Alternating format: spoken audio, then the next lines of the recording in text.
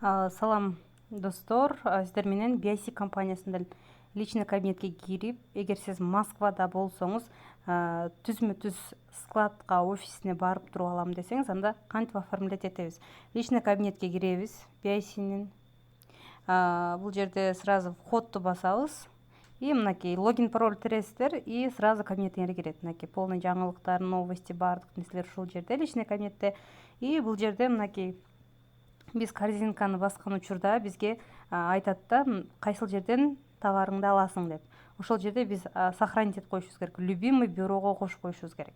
Кантип дегенде, мынакей выбрать и сохранить деп бассаңар болот. Так, эми тип, выберите тип доставки деп турат. Көрдүңүздөрбү? Выберите тип доставки. Ошол жерге бассаңар, МСЦ деген жер бар. МСЦга басабыз. Так, Московский сервисный центр. Все. Эми установить басабыз. Все. Установлено болду. Эми мынакей режим работасын караңыздар. Бул Тульскийде, Большая Тульская, он, строение 5.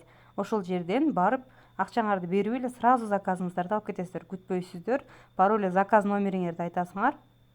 И сразу сизге товарыңызды колуңузга карматат. Оңой. Эми караңыздар, кайта корзинаны басканда уже сиздерден сурабайт да, кайсы офисте аласың депчи.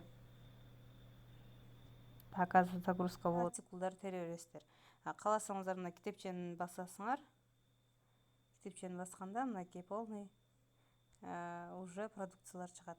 Калган продукцияңыздарды заказ берип, оформлять этип, жумуш жасай бересиздер. Баарыңыздарга рахмат. Эгер дагы да кандай видеолорду кыйынчылык болот, ошолорду тарт десеңиздер, сиздерге тартып ушул каналыма киргизип коем. Каналыма катталыңыздар, жаккан болсо лайк басыңыздар.